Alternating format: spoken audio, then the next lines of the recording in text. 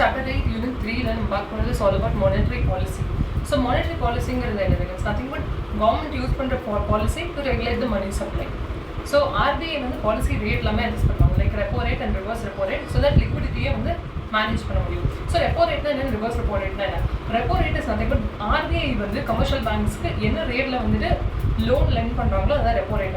So அந்த repo rate வந்து கம்மியாக இருந்துச்சுன்னா என்ன ஆகுனா, இன்டர்ன் ஃபார் எக்ஸாம்பிள் RBI வந்து கமர்ஷியல் பேங்க்ஸ்க்கு 3% லெண்ட் பண்ணுறாங்கன்னா கமர்ஷியல் பேங்க்ஸ் என்ன பண்ணுவாங்க, ஒரு 4% or 3.5% லெண்ட் பண்ணுவாங்க ஜெனரல் பப்ளிக்கு. இதே சப்போஸ் RBI அந்த ரெப்போ ரேட்டை இன்க்ரீஸ் பண்ணாங்க, let's take for example 6% levy பண்ணாங்கன்னா ஆப்வியஸ்லி கமர்ஷியல் பேங்க் வந்து பப்ளிக்கு லெண்ட் பண்ணுறது நாட் டெபாசிட் லெண்ட் பண்ணுற ரேட்டும் வந்து இன்க்ரீஸ் ஆகிடும். ஸோ அக்கார்டிங்லி உங்கள் லிக்விடிட்டியை மேனேஜ் பண்ணுவாங்க. Take for example suppose inflation இருக்குன்னா இப்போ மணி சப்ளை இன்க்ரீஸாக இருக்குன்னு அர்த்தம். அப்போ அந்த கேஸில் ரெடியூஸ் பண்ணுறதுக்காக என்ன பண்ணுவாங்கன்னா RBI வந்துட்டு ரெப்போ ரேட்டை இன்க்ரீஸ் பண்ணுவாங்க. ஸோ தட் இன்டர்ன் கமர்ஷியல் பேங்க்ஸும் வந்துட்டு இன்க்ரீஸ் ரேட்டில் லோன் இஷ்யூ பண்ணுவாங்க. ஸோ ஜெனரலி லிக்விடிட்டி மேனேஜ் பண்ணுறதுக்கு RBI வந்து இந்த பாலிசி ரேட்ஸ் வந்து அட்ஜஸ்ட் பண்ணுவாங்க, that is repo rate and reverse repo rate. So இந்த மாதிரி பண்ணுற இந்த ஆக்டிவிட்டிஸ் எல்லாமே part of monetary policy. So that இந்த மானிட்டரி பாலிசி வச்சு நம்ம என்ன பண்ண முடியும்னா inflation, credit availability and overall economic stability வந்து என்ஷோர் பண்ண முடியும். இன்ஃப்ளேஷன், கிரெடிட் அவைலபிலிட்டி எல்லாம் வந்து இன்ஃப்ளூயன்ஸ் ஆர் ராதர் ரெகுலேட் பண்ண முடியும். ஸோ மானிட்டரி பாலிசிங்கிறது ஒரு பவர்ஃபுல்லான டூல். பட் அகைன் அதோட எஃபெக்ட்ஸ் வந்து இமீடியட்டாக நம்மளுக்கு தெரியாது. Take for example inflation control பண்ணுறதுக்காக RBI வந்து ரெப்போ ரேட்டை இன்க்ரீஸ் பண்ணுறாங்க. ஸோ அந்த இன்க்ரீஸ் பண்ணதுலேருந்து எக்கானமி ஸ்டேபிள் ஆகணும். பட் அகைன் அது இமீடியட்டாக வந்து தெரியாது. It will take some time and accordingly later on it will reflect economy. But immediately once the policy change பண்ணதுக்கப்புறம் whether those will show அப்படின்னா it will not reflect. So monetary policy and monetary policy has been defined over here. So monetary policy is nothing but central bank or a tool so that they can influence the economy. Influence the economy means to stabilize the economy. So let's take for example inflation or deflation it's not good for the economy. So economy is stable ஆக்குறதுக்கான tools or policy தான் வந்து monetary policy. So primary goals என்ன, monetary policy வச்சு government or central bank primary goals என்ன, price stability ensure பண்றது, stable inflation இருக்கணும். No, there should not be inflation, there should not be deflation. No, both are not good for the economy. So stable economy maintain பண்றது, price stability காக this is required. And economic growth வந்து sustainable-ஆ இருக்கும். Again, அதுக்கு வந்து monetary policy is required. So RBI எப்படி வந்து monetary policy implement பண்றாங்கன்னா, so two major objectives என்னது, ஒன்று வந்து stable economy and other one is sustainable economic growth. It should not be too fast, it should not be too slow. It should be sustainable, something that could be sustained in the long run at an optimal level. So RBI வந்து இந்த monetary policy எப்படி implement பண்றாங்கன்னா through various tools. So என்னென்ன டூல்ஸ்னு பார்த்தா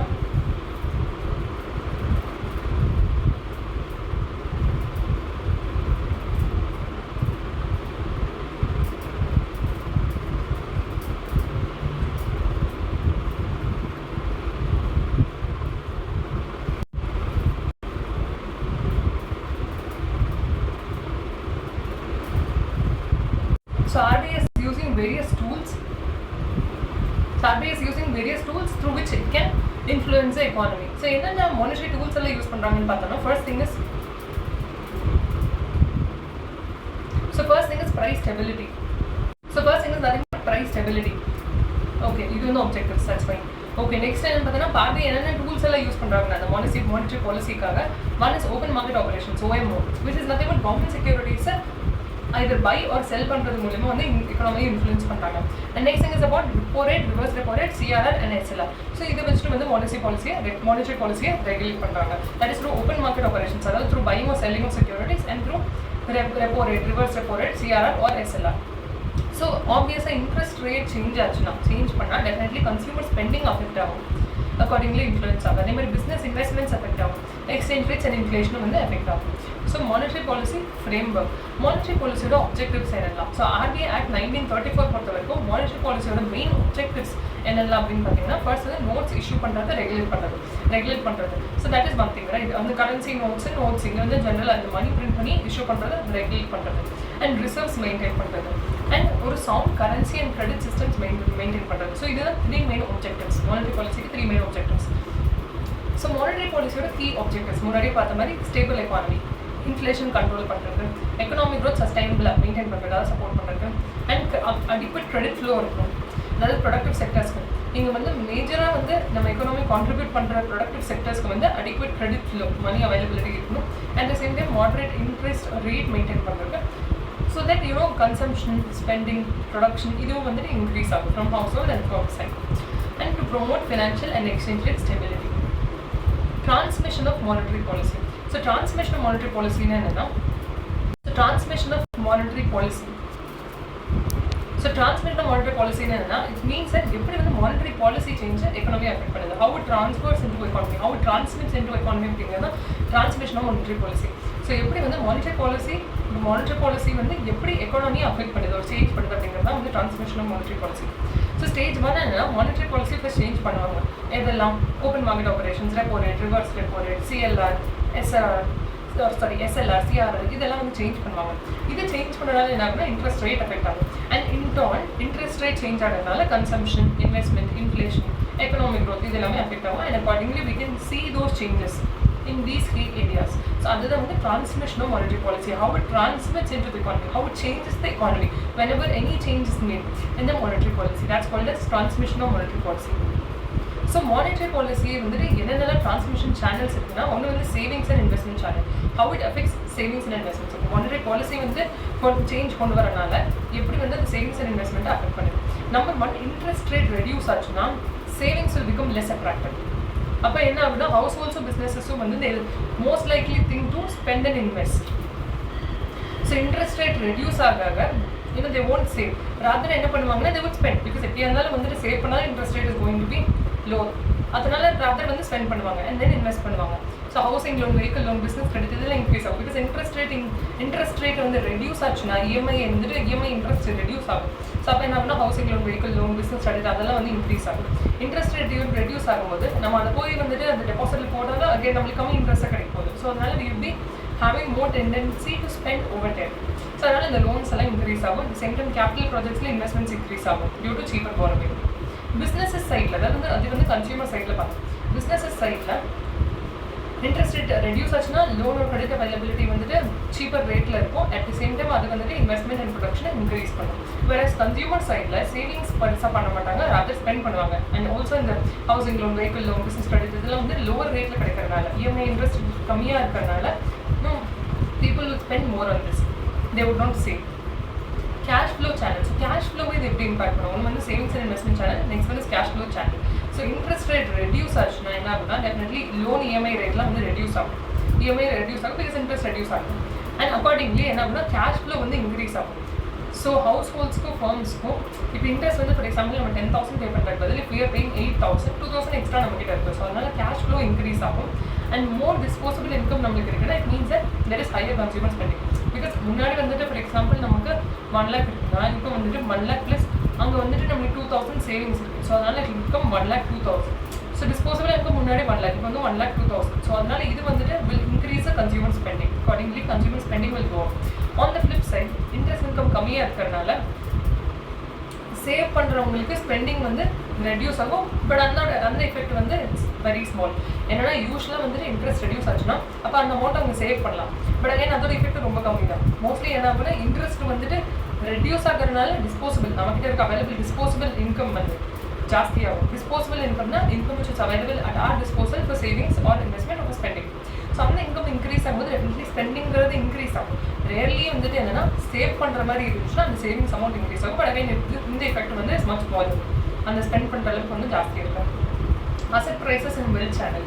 so interest rate reduce ஆச்சுன்னா definitely என்ன ஆகும்னா அசட்டோட value எல்லாமே இன்க்ரீஸ் ஆகும். So we know how to calculate the value of assets, which is nothing but present value of all the cash flows. So அப்படி நம்ம calculate பண்ணும்போது இன்ட்ரெஸ்ட் ரேட் ரெடியூஸ் ஆச்சுன்னா definitely stock, real estate இதோட price எல்லாமே increase ஆகும்.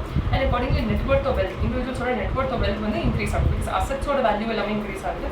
So portfolio of assets ஒருத்தவங்க portfolio of assets வச்சிருக்காங்க, which includes cash, stocks, shares, debentures. So definitely அதோட வேல்யூ இன்க்ரீஸ் ஆகும்போது டோட்டல் நெட்வொர்த்தும் இன்க்ரீஸ் ஆகும். அண்ட் அக்கார்டிங்லி கொலாட்ரல் வேல்யூவும் வந்து இன்க்ரீஸ் ஆகும். ஸோ இப்போ borrowing வாங்குறது ஃபார் எக்ஸாம்பிள் முன்னாடி ஒரு லேண்டோட வேல்யூ வந்துட்டு take for example 20 lakh, interest rate வந்து ரெடியூஸ் ஆகி சப்போஸ் இது வந்து 30 lakh 35 lakh இருக்கும். அப்போ நம்ம லோன் வாங்கும்போது முன்னாடி இது ஒரு கொலாட்ரல் வேல்யூ உள்ளது 20 lakh, அந்த அளவுக்கு நம்ம லோன் வாங்க முடியும். வேற இப்போ ஒரு collateral value 35 lakh and accordingly borrowing வந்து இன்க்ரீஸ் ஆகும். borrowing இன்க்ரீஸ் ஆச்சு, வெல்த்தும் இன்க்ரீஸ் ஆச்சு, லேண்டோட வேல்யூ இன்க்ரீஸ் ஆகிருக்கும். ஸோ கொலாட்ரலோட வேல்யூ இன்க்ரீஸ் ஆகிருக்கும், வெல்த் லேண்டோட அசெட், ஸோ வெல்த் இன்க்ரீஸ் ஆகும்போது ஸ்பெண்டிங் இன்க்ரீஸ் ஆகும் அண்ட் இன்வெஸ்ட்மெண்ட்ஸும் வந்து இன்க்ரீஸ் ஆகும். ஸோ ஒன் திங் நம்ம என்ன பார்த்தோம்னா சேவிங்ஸ் அண்ட் இன்வெஸ்ட்மெண்ட் சேனல் பற்றி நம்ம பார்த்தோம். So that is one thing. என்ன ஃபர்ஸ்ட் நம்ம வந்து சேவிங்ஸ் அண்ட் இன்வெஸ்ட்மெண்ட் சேனல் பார்த்தோம். அண்ட் நெக்ஸ்ட் வந்து கேஷ் ஃப்ளோ சேனல் பார்த்தோம். And next we saw about asset prices and wealth channel. And fourth is about exchange rate channel. So exchange rate channel என்ன, அந்த interest rate வந்து reduce ஆகிட்டே இருக்குன்னா as compared to other countries, அந்த கேஸில் foreign investors வந்துட்டு will move their funds out because இங்கே தான் உங்களுக்கு ப்ராஃபிட்டபுளாக இருக்காது, அண்ட் அக்கார்டிங்லி ருப்பி வந்து டெப்ரிஷியேட் ஆகும். அப்போ என்ன ஆகும்னா இங்கே இன்ட்ரெஸ்ட் ரேட் கம்மியாக இருக்கும்போது எக்ஸ்போர்ட் குட்ஸ் நம்மளுக்கு சீப்பாக இருக்கும், வேற இம்போர்ட் பண்ணுற நம்ம பர்ச்சேஸ் பண்ணுற குட்ஸ் வந்து காஸ்ட்லியாக இருக்கும். ஸோ எக்ஸ்போர்ட் குட்ஸ் வந்து சீப் ஆச்சுன்னா அக்கார்டிங்லி எக்ஸ்போர்ட்ஸ் இன்க்ரீஸ் ஆகும். வேறு இங்கே இன்ட்ரெஸ்ட் ரேட் வந்து கம்மியாக இருக்குன்னா இம்போர்ட் குட்ஸ் காஸ்ட்லியாக இருக்கும் பர்ச்சேஸ் பண்ணுறது, அண்ட் அக்கார்டிங்லி இம்போர்ட்ஸ் எல்லாமே டிக்ரீஸ் ஆகும். And accordingly rupee as a result of which rupee வந்து டெப்ரிஷியேட் ஆகும் பிகாஸ் எக்ஸ்போர்ட்ஸ் வந்து ஜாஸ்தியாகி இம்போர்ட்ஸ் கம்மியாகுதுன்னா நெட் ஃபாரெக்ஸ் ரிசர்வ்ஸும் கம்மியாகும். சேம் டைம் ருப்பி வந்து டெப்ரிஷியேட் ஆகும், இன்ட்ரெஸ்ட் ரேட் வந்து ரெடியூஸ் ஆகும்போது, அண்ட் அதனால இன்ஃப்ளேஷன் இன்க்ரீஸ் ஆகும் due to costlier imports. Fuel, electronics, inflation என்னது, inflation is situation where the prices are rising. உங்களுக்கு இம்போர்ட்ஸ் வந்து காஸ்ட்லியாக இருக்குது, எக்ஸ்போர்ட்ஸ் வந்து சீப்பராக இருக்குன்னா நம்ம பர்ச்சேஸ் பண்ணுற குட்ஸோட ப்ரைஸ் காஸ்ட்லியாக இருக்குது, and accordingly going with that prices எல்லாமே இன்க்ரீஸ் ஆகிட்டே இருக்கும், accordingly inflation. Quick recap table, transmission channels, various transmission channels and other mechanisms கொடுத்துருக்காங்க regarding savings and investment, cash flow, asset prices and wealth and exchange rate. So savings and investment பொறுத்த வரைக்கும் interest rate வந்து கம்மியாச்சுன்னா savings குறையும் because more spending இருக்கும், disposable income increase ஆகும், more loans and increase consumption investment. cash flow பொறுத்த வரைக்கும் obviously EMI வந்து interest வந்து reduce ஆச்சுன்னா EMI reduce ஆகும், more disposable income, as a result of which more spending and investment இருக்கும். asset prices and wealth பொறுத்த வரைக்கும் assetோட வேல்யூ இன்க்ரீஸ் ஆச்சுன்னா collateral wealthோட வேல்யூ இன்க்ரீஸ் ஆகும், collateral வேல்யூ இன்க்ரீஸ் ஆகும், wealth இன்க்ரீஸ் ஆகும், அதனால ஸ்பெண்டிங் அண்ட் borrowing இன்க்ரீஸ் ஆகும். எக்ஸ்சேஞ்ச் ரேட் பொறுத்த வரைக்கும் ஐஎன்ஆர் கம்மியாக இருந்துச்சுன்னா எக்ஸ்போர்ட்ஸ் இன்க்ரீஸ் ஆகும், இம்போர்ட்ஸ் குறையும், as a result of which output increase ஆகும் அண்ட் இன்ஃப்ளேஷன் வந்துட்டு இன்க்ரீஸ் ஆகும். Operating procedures and instruments. This is all about quantitative tools, general instruments. Okay, the first one is operating procedures and instruments. So monetary policy instruments நம்ம two types divide பண்ணலாம். So instruments which are used for monetary policy.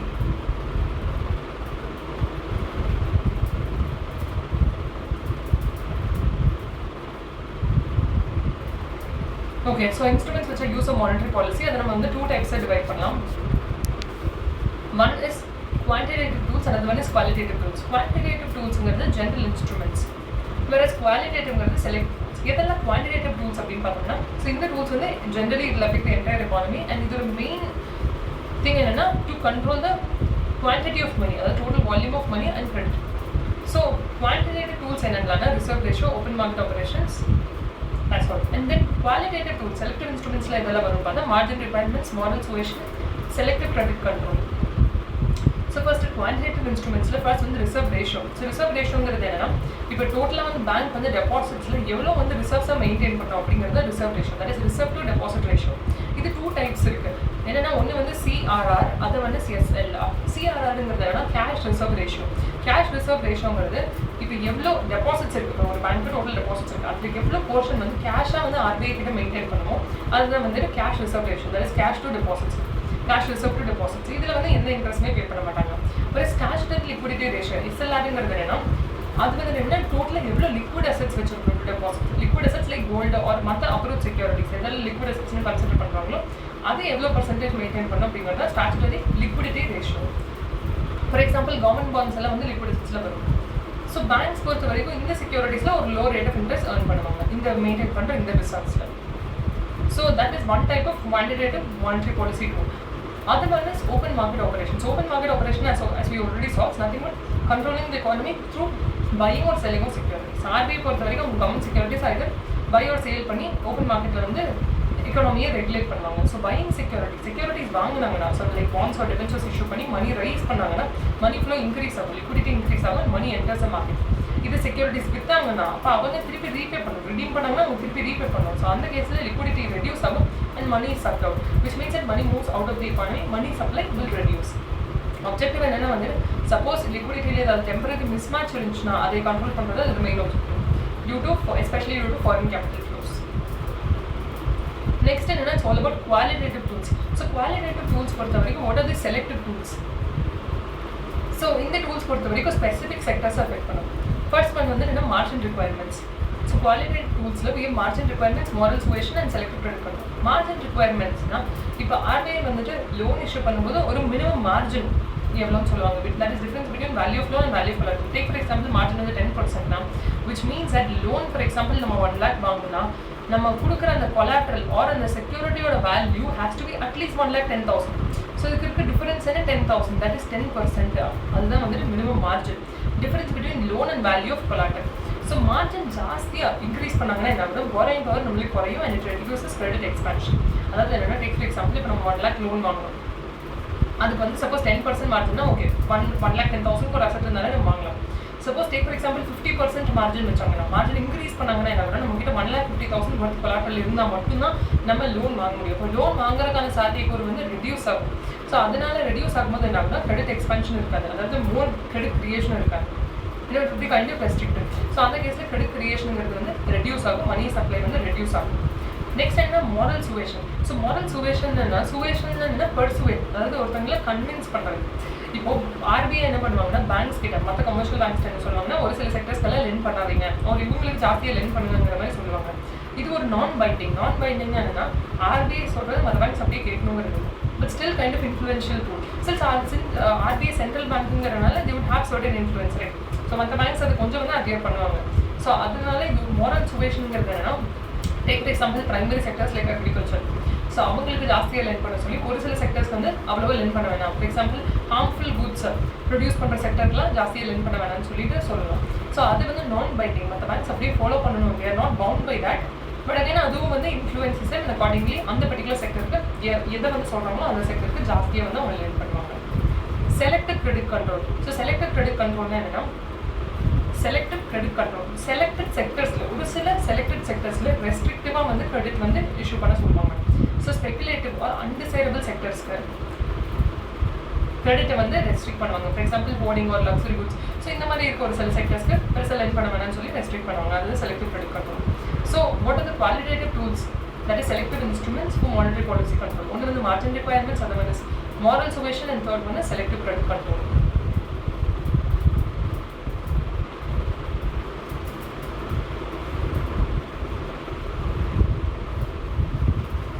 And next என்னன்னா, it's all about policy rates under market stabilization scheme, that is MSS. So என்னென்ன policy rates இருக்குது, அந்த மார்க்கெட்டை வந்து stabilise பண்ணுறதுக்கு, market stabilisation ஸ்கீம்ங்கிறது என்னது, economy ஒரு மார்க்கெட்டை ரெகுலேட் பண்ணுறதுக்கு என்னென்ன பாலிசி ரேட்ஸ் எல்லாம் வந்து, எந்தெந்த ரேட்ஸ் எல்லாம் வந்துட்டு மானிட்டரி பாலிசியில் கவர் ஆகுதுங்கிறது policy rates under market stabilization scheme. அதில் ஒன்று பார்த்தோன்னா bank rate, liquidity adjustment facility, repo rate and reverse repo rate, marginal standing facility.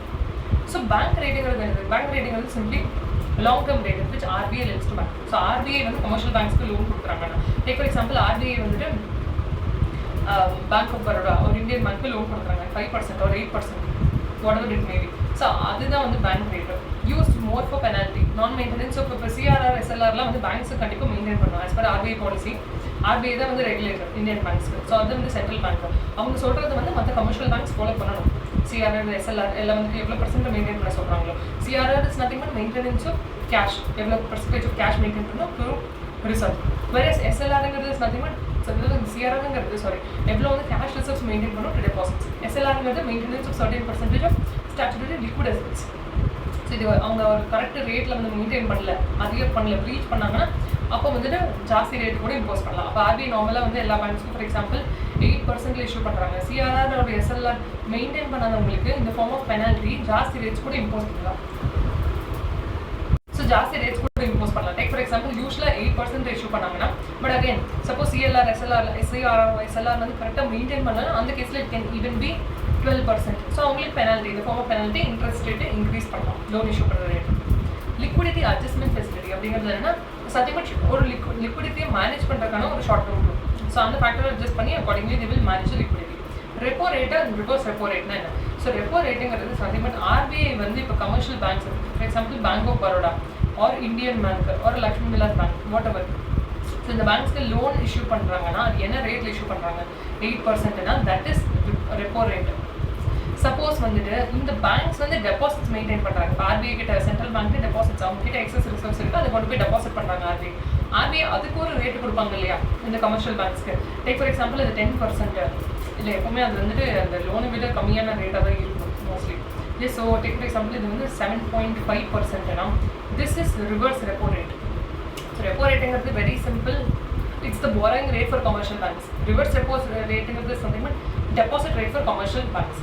இல்லை ஃப்ரம் சென்ட்ரல் பேங்க் வியூ பாயிண்ட்லேருந்து பார்த்தோம்னா ஆர்பிஐக்கு லெண்டிங் ரேட் தான் ரெப்போ ரேட், ஆர்பிஐக்கு வந்து பண்ணுறாங்க அந்த ரேட்டு தான் reverse repo rate. Very simple. So repo rate is nothing but RBI commercial பேங்க்ஸ்க்கு லோன் கொடுக்குறாங்க. என்ன ரேட்டில் கொடுக்குறாங்க லோன், அதுதான் ரெப்போ ரேட்டு. ரிவர்ஸ் ரெப்போ ரேட்டுங்கிறது வந்து மற்ற கமர்ஷியல் பேங்க்ஸ் ஆர்பிஐ கிட்டே டெபாசிட் மெயின்டைன் பண்ணாங்கன்னா ஆர்பிஐ அவங்களுக்கு எவ்வளோ இன்ட்ரெஸ்ட் கொடுக்குறாங்க, அதுதான் reverse repo rate. I hope this is clear. So இந்த ரேட்டு எப்படி வந்துட்டு எக்கனாமி இன்ஃப்ளூயன்ஸ் பண்ண interest rates and inflation affect பண்ண நம்ம முன்னாடியே பார்த்தோம். Right. Repo rate for example இப்போ எடுத்துட்டிங்கன்னா ரெப்போ ரேட் வந்துட்டு இன்க்ரீஸ்டாக வந்துட்டு வச்சிருக்காங்கன்னா அப்போ லோன் வந்து கமர்ஷியல் பேங்க்ஸ் ஜாஸ்தி ரேட்டில் தான் வாங்க முடியும் ஆர்பிஐலேருந்து. அக்கார்டிங்லி நம்மளுக்கும் ஜாஸ்தி ரேட்டில் இஷ்யூ பண்ணுவாங்க. இது எப்போ பண்ணுவாங்கன்னா இன்ஃப்ளேஷன் கேசஸில். இதே டீஃப்ளேஷன் இருந்துச்சுன்னா ரெப்போ ரேட் வந்துட்டு டிக்ரீஸ் பண்ணுவாங்க. ஸோ தட் நம்மளுக்கும் டிக்ரீஸ் ரேட்டில் கிடைக்கும். அக்கார்டிங்லி நம்ம நிறைய லோன் வாங்குவோம், மணி சப்ளை இன்க்ரீஸ் ஆகும் and economy will become stable. Right. So repo ரேட்டுங்கிறது it's very simple. RBI commercial பேங்க்ஸ்க்கு எவ்வளோ ரேட்டில் லோன் கொடுக்குறாங்க, ரெப்போ ரேட் எவ்வளோ ரேட்டில் இவங்க மற்ற கமர்ஷியல் பேங்க்ஸ் டெபாசிட் வந்து பண்ணாங்கன்னா ஆர்பிஐக்கு எவ்வளோ ரேட் வந்து ஆர்பிஐ பே பண்ணுறாங்க, that is reverse repo rate. So repo rate வந்துட்டு rate which RBI lends short term to banks. So bank வந்து என்ன பண்ணுவாங்க, அந்த லோன் வாங்குறதுக்கு வந்துட்டு கவர்மெண்ட் செக்யூரிட்டிஸ் வந்து கொலாட்ரலாக கொடுத்துட்டு அந்த லோன் வாங்குவாங்க. ரெப்போ ரேட் கம்மியாச்சுன்னா ஈஸி கிரெடிட். ரைட். அப்போ வந்துட்டு ஓவரால் வந்து இன்ட்ரெஸ்ட் ரேட் ரெடியூஸ் ஆச்சுன்னா எக்கனாமிக் ஆக்டிவிட்டி பூஸ்ட் ஆகும். This is followed usually in case of deflation. But reverse repo ரேட்னா என்ன, rate which RBI borrows from bank. RBI borrows from bank தான் banks deposit with RBI. Banks maintain deposit with RBI. So excess liquidity அதாவது இருந்துச்சுன்னா அதை absorb பண்ணுறது. Meaning inflationary டைம்ஸில் economy stabilize பண்ணுறதுக்கு money supply reduce பண்ணும். ஸோ அந்த கேஸில் ரெப்போ ரேட்டை வந்துட்டு அக்கார்டிங்லி ஃபிக்ஸ் பண்ணுவாங்க. ரிவர்ஸ் ரெப்போ ரேட்டுங்கிறது என்னன்னா repo rate -1%. So marginal standing facility MSF. Marginal standing facility as name suggest மார்ஜினல்னா வந்து அடிஷ்னலாக போரோ பண்ணுறதுக்கான ஃபெசிலிட்டி தான் we call as marginal standing facility. So emergency borrowing facility for banks. இந்த rate is nothing but repo rate plus 1% தான் வந்து we have marginal standing facility. Banks என்ன பண்ணலாம்னா 1% ஆஃப் SLR செக்யூரிட்டிஸை வச்சுட்டு they can go for this marginal standing facility. அடுத்து என்னன்னா organisational structure for monetary policy decisions. So legal packing.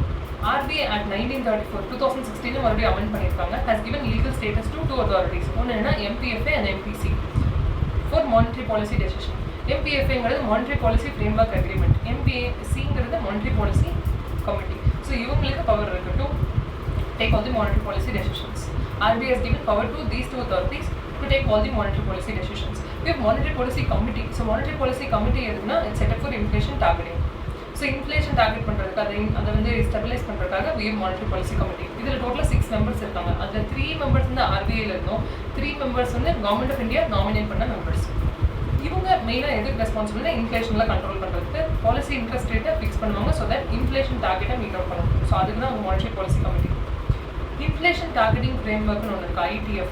So இது வந்து it's based on Urjit Patel committee report UPCR 2014. It shifted from multiple indicators approach to inflation targeting. So முன்னாடி வந்து நிறைய indicators ஃபேக்டர்ஸும் consider பண்ணாங்க. But இப்போ வந்து it's mainly based on inflation targeting. இதோட கீ ஃபீச்சர்ஸ் என்னன்னா டார்கெட் வந்துட்டு as per this inflation targeting framework target வந்து 4% consumer price index inflation. Tolerance band வந்து 2% to 6%. டார்கெட் எவ்வளோ 5 years. ஃபர்ஸ்ட் பீரியட் வந்து ஆகஸ்ட் 2016 மார்ச் 2021, அதாவது 5 yearsக்கு ஃபிக்ஸ் பண்ணியிருந்தாங்க. அண்ட் RBI வந்து இதை பேஸ் பண்ணி ஒரு மானிட்டரி பாலிசி ரிப்போர்ட் ப்ரிப்பேர் பண்ணும். Every 6 months they need to prepare this report. So next time பார்த்தா it's all about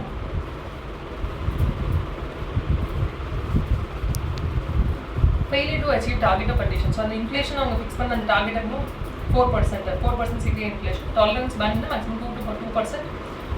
This side 6%, that side increase ஆகும். அண்ட் டார்கெட் வந்து 5 yearsக்குள்ள இந்த டார்கெட் அச்சீவ் பண்ணும். அண்ட் ஃபர்ஸ்ட் பீரியட் வந்து 16 21 வரைக்கும். அண்ட் RBI வந்து இதை பேஸ் பண்ணி மானிட்டரி பாலிசி ரிப்போர்ட் வந்து பப்ளிஷ் பண்ணும் ஒரு 6 months once. ஸோ சப்போஸ் இந்த டார்கெட் அவங்க அச்சீவ் பண்ண முடியலன்னா RBI is deemed to have failed if at all average inflation வந்து 6% மட்டும் ஜாஸ்தியாக இருந்துச்சுன்னா 3 consecutive quarters, அதாவது 3 continuous quartersக்கு 6% விட ஜாஸ்தியாக இருந்துச்சுன்னா, பிகாஸ் மினிமம் வந்து 2% கீழே இருக்கக்கூடாது, அதர் டாலரன்ஸ் பேண்டு 6% மேலே இருக்கக்கூடாது. ரைட். ஸோ சப்போஸ் வந்து 3 consecutive quarters, 3 continuous quarters, அதாவது குவார்ட்டர்ஸுங்கிறது சம்திங் 3 months. ஸோ 3 consecutive quarterக்கு சப்போஸ் 6% மேலே இருந்துச்சுன்னா then they deem to fail the target. Or maybe on the lower side 2% கம்மியாக இருக்கக்கூடாது. அவங்களோட டார்கெட் என்ன 4% CPI இண்டெக்ஸ். ஸோ இது அச்சீவ் பண்ணுறதுக்கு 5 years டைம். ரைட். 16 21 வரைக்கும். On the lower side 2% கீழே இருக்கக்கூடாது. On the higher side 6% மேலே இருக்கக்கூடாது. சப்போஸ் 3 continuous quartersல 6% மேலே இன்ஃப்ளேஷன் இருந்தாலும் இல்லை 3 continuous quartersல 2% விட கீழே இன்ஃப்ளேஷன் ரேட் ரேட் இருந்தாலும் then in that case it is deemed that they fail to achieve the target. So அந்த கேஸில் அவங்க டார்கெட் அச்சீவ் பண்ணல அப்படின்னு சொல்லிட்டு நம்ம கன்சிடர் பண்ணிடுவோம். ஸோ இப்போ என்னன்னா இன்ஃப்ளேஷன் ரேட்டுங்கிறது வந்து ஒரு இன்ஃப்ளேஷன் ரேட்டுங்கிறது இருக்கும், பட் அகேன் அது ஒரு ஆப்டிமல் லெவலில் இருக்கணும். ஸோ தட் எக்கனாமி வந்து ஸ்டெபிலைஸ் பண்ண முடியும். It should not be at a very higher level or at a very lower level. Inflation ரொம்ப inflation இருக்கக்கூடாது, deflation இருக்கக்கூடாது. So அதுக்கு the correct percentage is fixed at 4%, which ensures that the economy is stable at the same time. Growth rate is also sustainable. So அதுதான் அந்த target, அந்த committee, அந்த ஃப்ரேம்வொர்க்கோட main purpose or objective வந்து is to maintain or rather to bring the inflation rate to 4% CPI. எதனால CBI choose பண்ணுறாங்க? Because நிறைய other measures இருக்கும், WPI அப்படின்னா. எதனால சிபிஐ கன்சியூமர் ப்ரைஸ் இண்டெக்ஸ் வந்து காஸ்ட் ஆஃப் லிவிங்கை நம்மளுக்கு அக்யூரேட்டாக காணும். ஸோ சிபிஐங்கிறது என்ன பார்த்தீங்கன்னா, ஃபார் எக்ஸாம்பிள் இயர் 2000 100 இருந்திருக்கும், அப்புறம் 120, அப்புறம் 144. பேசிக்கலி ப்ரைஸஸ் எப்படி இன்ஃப்ளேட் ஆகுதுங்கிற மெஷர் தான் சிபிஐ. அண்ட் அது காஸ்ட் ஆஃப் லிவிங்கை வந்து ரிஃப்ளெக்ட் பண்ணும். அண்ட் எவ்வளோ இன்ஃப்ளேஷன் எக்ஸ்பெக்டேஷன் WPI நம்மளுக்கு ஹோல்சேல் ப்ரைஸ் இண்டெக்ஸ் கூட இருக்குது, பட் அதை விட சிபிஐ ஒரு good measure. Exactly it shows how much prices has rise and at the same time cost of living எப்படி இம்பாக்ட் ஆகிருக்கு. இது எல்லாமே வந்து இதிலிருந்து நம்ம தெரிஞ்சுக்கலாம். ஸோ இந்தியா வந்து மற்ற கண்ட்ரி, அதாவது USA, UK, New Zealand, Brazil, so இவங்க இன்ஃப்ளேஷன் டார்கெட்டிங் ஃபாலோ பண்ணுறாங்க. And India is also join them for this inflation targeting. So அதனால தான் இந்த 16 to 21 இந்த ஃபர்ஸ்ட் பீரியடில் இந்த பர்டிகுலர் டார்கெட்ஸ் எல்லாமே ஃபிக்ஸ் பண்ணியிருக்காங்க. However, some countries வந்துட்டு இப்போ நாமினல் ஜிடிபியை தான் டார்கெட் பண்ணுறாங்க. இப்போ இன்ஃப்ளேஷன் இவ்வளோ % ஃபிக்ஸ் பண்ணணும், மெயின்டைன் பண்ணணும்னு சொல்லிட்டு அந்த டார்கெட் பண்ணுறது கிடையாது. பட் அது இன்ஃப்ளேஷன் மெஷர் பண்ணுறதும் it's a good thing. Because அது வந்து நம்மளுக்கு exactly cost of living and மற்ற ஃபேக்டர்ஸ் எல்லாத்தையுமே ரிஃப்ளெக்ட் பண்ணுது. பட் அது ஒரு சில கண்ட்ரிஸ் வந்து இந்த சிபிஐ இன்ஃப்ளேஷன் ரேட் டார்கெட் பண்ணுறதுல other they're focusing on nominal GDP. So conclusion என்னன்னா, தியரி ஆஃப் மானிட்டரி பாலிசி சிம்பிளாக இருந்தாலும் ப்ராக்டிக்கல் எக்ஸிக்யூஷன் வந்து காம்ப்ளெக்ஸ். இப்போ முன்னாடி நம்ம பார்த்தோம் யூனிட் அண்ட் ப்ரீவியஸ் யூனிட், அதுக்கு முன்னாடி யூனிட்லேயே பார்த்தோம். சீம் சிம்பிள், பட் அகேன் அதோட ப்ராக்டிக்கலாக வந்து இதை எக்ஸிக்யூட் பண்ணுறதுங்கிறது காம்ப்ளெக்ஸ். ஸோ பாலிசி வந்து நம்ம என்ன பாலிசி வந்து சூஸ் பண்ணோம் அப்படிங்கிறது டிபெண்ட்ஸ் ஆன் இன்ஃப்ளேஷன் எவ்வளோ கண்ட்ரோல் பண்ணணும் அண்ட் என்னென்ன க்ரோத் அப்ஜெக்டிவ்ஸ் இருக்குங்கிறத பொறுத்து. இப்போ இந்தியா மாதிரி ஒரு சில கண்ட்ரியில் இன்னுமே அடிஷனல் சேலஞ்சஸ் இருக்குது. லைக் ஃபார் எக்ஸாம்பிள் இங்கே ஃபினான்ஷியல் மார்க்கெட்ஸ், டெவலப் ஃபினான்ஷியல் மார்க்கெட்ஸுங்கிறது கம்மியாக தான் இருக்குது. அண்ட் மானிட்டரி டிரான்ஸ்மிஷன் வந்து ஸ்போர்ட் இன்னும் அப்ரோப்ரியேட்லி அந்த எக்கனாமிலே ரிஃப்ளெக்ட் ஆகிறது இல்லை. குளோபல் அன்சர்டனிட்டிஸும் இருக்குது அண்ட் அட்டானமி, ஃப்ரீடம் கன்சர்ன்ஸும் இருக்குது. ஸோ இன்ஃப்ளேஷன் டார்கெட்டிங் வந்து பொறுத்த வரைக்கும் 2 மெயின் ஃபேக்டர்ஸ் ஆர் ரிக்வயர்ட். ஒன்று என்னன்னா, RBI கவர்மெண்ட்டுக்கும் ஸ்ட்ராங் கோஆர்டினேஷன் ஆர் கோஆபரேஷன் இருக்கணும். Only then they can implement and execute all of this. So RBIயும் கவர்மெண்ட், அதாவது ஃபிஸ்கல் மானிட்டரி அலைன்மெண்ட் இருக்கணும் பிட்வீன் ஸோ ஃபிஸ்கலுங்கிறது என்னன்னா கவர்மெண்ட், மானிட்டரிங்கிறது main control is with RBI. They are regulating the monetary policy and everything. So fiscal and monetary will have to align, which means government and RBI வந்து proper coordination or cooperation இருந்தால் மட்டும்தான் implementing this and also seeing the results in those becomes possible. And operational interdependence for the central bank, and also they will have to be operational independence for the central bank, not interdependence already. So operational independence for central bank meaning இப்போ RBI வந்து is a central bank. So completely வந்து government fiscal policy எல்லாத்தையுமே regulate பண்ணாமல் monetary policy regulate பண்ணுறதுக்கு and இன்ஃப்ளேஷனில் control பண்ணுறதுக்கு central bank also should have their own independence in terms of their operations or other matters. So not just fiscal, அதாவது government இல்லாமல் central பேங்க்கு அந்த ஒரு autonomy of freedom இருக்கணும் to fix their own policies. So ஒன்று என்ன, government and fiscal, அதாவது fiscal monetary alignment இருக்கும். Government and bank has to coordinate, central bank has to coordinate, and central bank should have operational independence as well, so that அவங்க appropriately policies fix பண்ண முடியும். Otherwise there will be a lot of government intervention and accordingly policies வந்துட்டு fiscal basis ல they think and not based on this monetary or other inflation factors. So we've been given summary chart regarding various instruments of monetary policy. First quantitatively we have 3 and qualitatively we have 3. So quantitative பொறுத்த வரைக்கும் we have CRR, SLR, அதாவது cash reserve ratio / liquidity reserve ratio. So the main purpose or effect என்னன்னா is to control money supply. broad வந்துட்டு broad based money supply control பண்றது we have CRR, SLR. OMOங்கிறது open market operations. So இது மெயினாக எதுக்குன்னா government வந்துட்டு securities either buy or sale பண்ணுவாங்க to manage liquidity, that is money supply or money flow within the economy. Repo rate, reverse repo rate, marginal standing facility, இதெல்லாமே எதுக்குன்னா liquidity adjust பண்ணுறது and these are all short term rates. Qualitative instrumentsல என்னெல்லாம் பார்த்தோம்னா margin requirements, so that speculative credit control பண்ண முடியும். Moral suasion, so banks வந்துட்டு lending patterns எந்த செக்டர்ல ஜாஸ்தி lend பண்ணணும், எந்த செக்டர்ல கம்மியாக lend பண்ணணும், ஸோ அதை வந்து ரெகுலேட் பண்ண முடியும். And selective credit control, so specific செக்டர்ஸ்க்கு lend பண்ண வேண்டாம் அப்படின்னு சொல்லிட்டு ரெஸ்ட்ரிக்ட் பண்ண முடியும். தேங்க்யூ.